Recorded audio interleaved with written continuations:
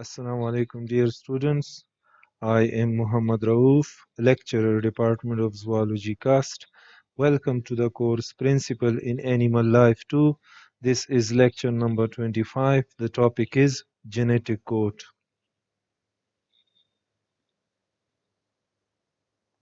Discussing agenda for the topic will be the genetic code, codons, cracking the code, evolution of the genetic code, lecture outcome. After watching and listening this lecture, students will know what is genetic code and how it was deciphered. The genetic code.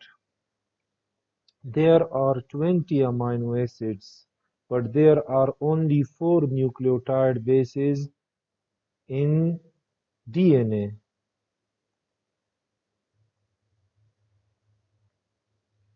When biologists began to suspect that the instructions for protein synthesis were encoded in DNA, they recognized a problem. There are only 4 nucleotide bases to specify 20 amino acids. How many nucleotides then corresponds to an amino acid? Means how many nucleotides in DNA represents an amino acid? If each kind of nucleotide base represent an amino acid, only 4 amino acids could be specified. If 2-letter code words represent an amino acid, only 16 amino acids could be specified. Still not enough to code for 20 amino acids. Triplets of nucleotide bases are the smallest units of uniform length that can code for all the amino acids. So I hope you are understanding the text. They are basically saying that once it was revealed that DNA carry instructions for the synthesis of polypeptide chains, then the scientists started thinking that how many nucleotides in DNA codes for one amino acid. The DNA is composed of only 4 types of nucleotides. So if we say that each nucleotide represents an amino acid, then these 4 types can only represent 4 amino acids. If we say that 2 nucleotides represent an amino acid, then the 4 nucleotides can be arranged in 16 possible combinations. So they can represent only 16 amino acids, which is still not enough because there are a total of 20 amino acids. So then scientists thought that it might be 3 amino acids, because if it might be 3 nucleotide bases that represents an amino acid. So if 3 nucleotide bases are represented as a codon that represent an amino acid, then those 4 nucleotides can form 64 combinations. The flow of information from gene to protein is based on a triplet code, a series of non-overlapping 3 nucleotide words. The words of a gene are transcribed into complementary non-overlapping 3 nucleotide words of mRNA.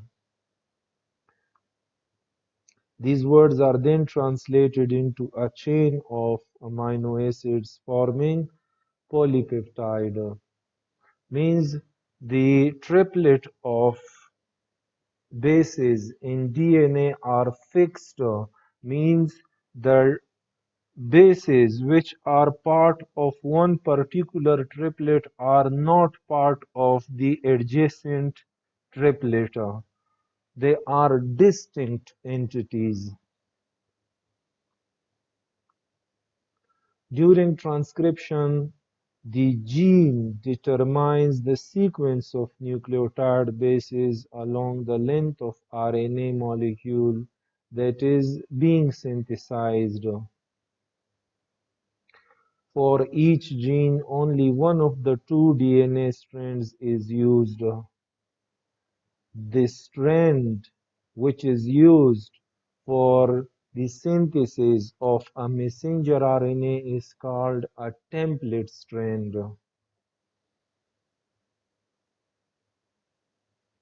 For any given gene, the same strand is used as the template every time the gene is transcribed.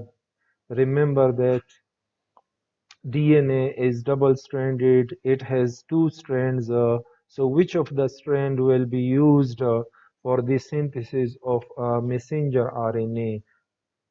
Which of the strand of the gene to be transcribed will be used? So in for each gene, every time the same strand is used, and there is an exception.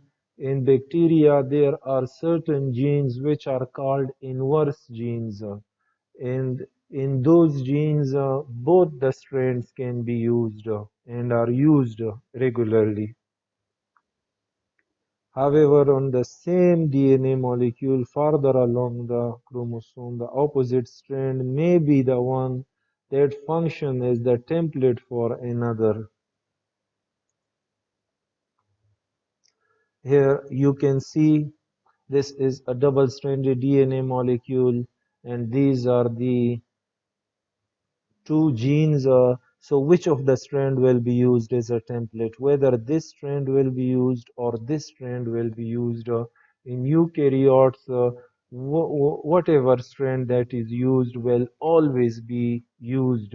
The same strand will be used. For example, if for a particular gene this strand is used, then that strand will be used always for that gene. Now, the process of transcription, where the messenger RNA is synthesized from one of the template strands, and then this messenger RNA acts as a guide for the translational machinery, where the process of translation will take place. Template strand is the one from which the messenger RNA is synthesized. You can see here A and U, because messenger RNA lacks thiamine, it has uracil, so AU, CG, CG, AU, AU. Now, that other strand, non-template strand, is called the coding strand. This is a bit tricky and interesting. Template strand is the one from which the messenger RNA is synthesized. And coding strand is the non-template strand. Why it is called coding strand?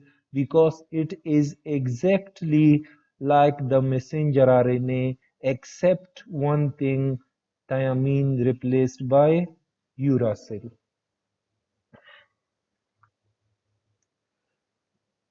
So in the example, the nucleotide triplet ACC, ACC along the DNA template strand written in 3 to 5, it is written as ACC, provides a template for 5 to 3 UGG in the messenger RNA molecule. So this strand will be copied here on the basis of, on the principles of complementarity.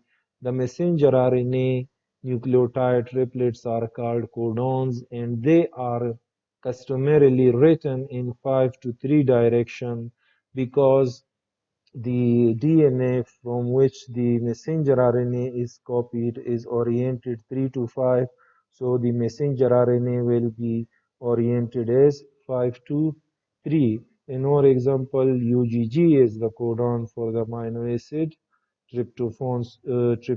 So UGG will represent tryptophan. And when the process of translation starts, the transfer RNA After detecting this codon will bring tryptophan. The term codon is also used for the DNA nucleotide triplets along the non-template strand. During transcription, one of the two DNA strands called a template strand provide a template for ordering the sequence of nucleotides, complementary nucleotides, in an RNA transcript. The template strand is always the same strand for any given gene. This is for eukaryotes. During translation, the messenger RNA-based triplets called codons are read in 5 to 3 directions. Each codon specifies the amino acid 1 of 20 to be replaced at the corresponding position along a polypeptide. So how genetic code was deciphered, how we know that this particular triplet represents either lysine or leucine or any other amino acid, how we came to know. This is actually the cracking of the code. So there are a total of 64 codons in the genetic code. And how we came to know that a particular triplet represents a particular amino acid, it was courtesy of the work by Marshall Nirenberg in 1961. Nirenberg synthesized artificial messenger RNAs by linking identical RNA nucleotides containing uracil as their base. So he artificially synthesized messenger RNAs with different triplet combinations, and then he had already prepared a particular medium with all the ingredients for the translation of that artificial RNA. And once the RNA was translated, then he would have compared the sequence of amino acids in the polypeptide and the sequence of nucleotides in the artificial RNA. And because of this, he used to find out which triplet represents a particular amino acid.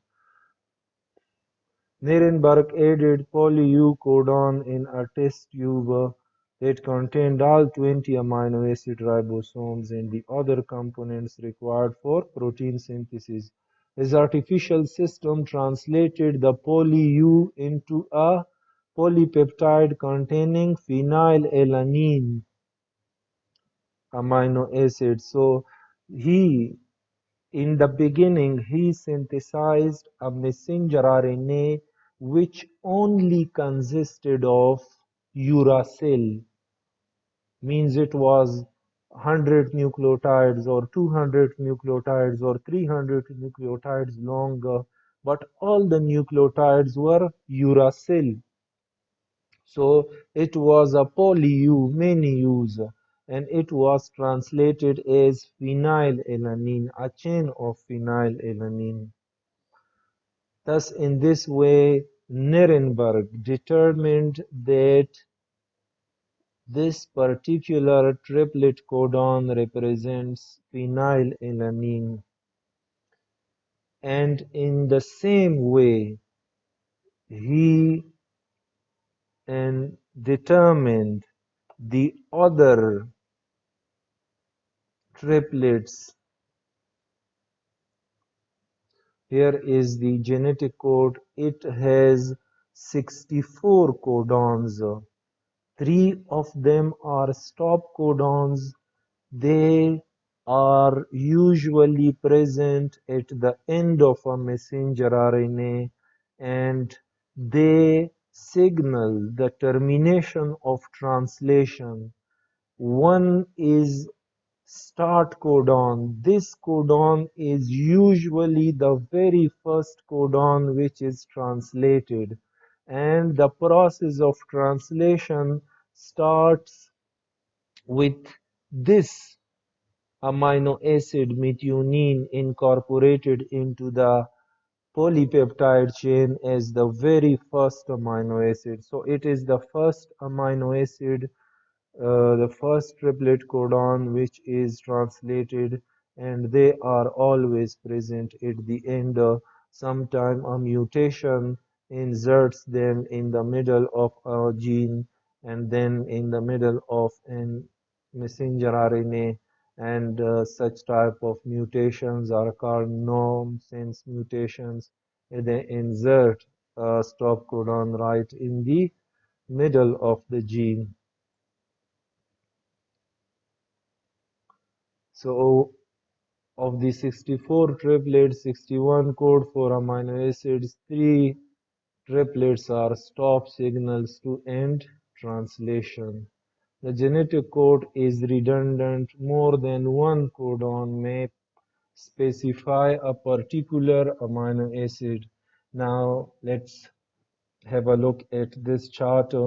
There are a total of 20 amino acids, and there are 61 amino acid representing codons. So what it means, that there will be certain amino acids which will be represented by more than one codons. For example, here is proline. Proline is represented by those four triplets. Serine is represented by those four triplets. Arginine is represented by six triplets. Those six triplets. Valine by four, alanine by four. So there is only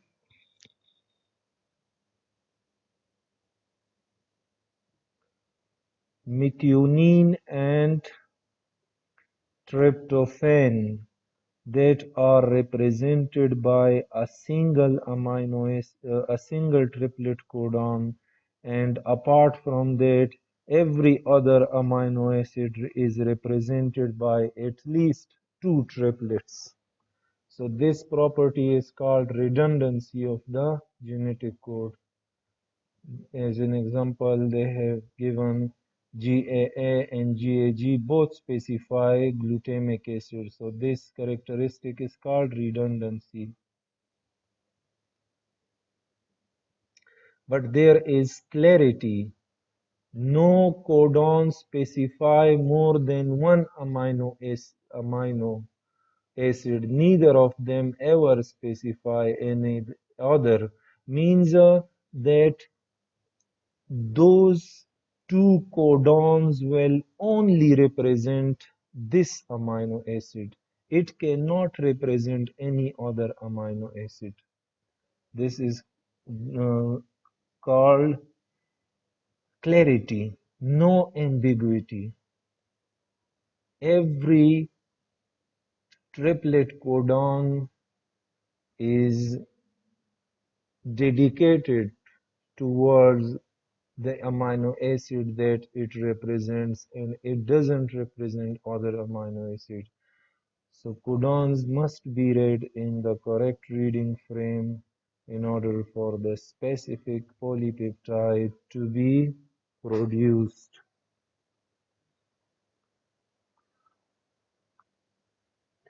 The short stretches of polypeptide, for instance, will be made correctly only if the messenger RNA are read from left 3 to 5. So messenger RNA is always translated from 5 to 3 direction, and it is very important for the messenger RNA to settle on the ribosome at correct orientation, because ribosomes also has 3 slots. So this initial interaction between the ribosome and messenger RNA is very important so that messenger RNA can be seated in the correct way on the ribosome.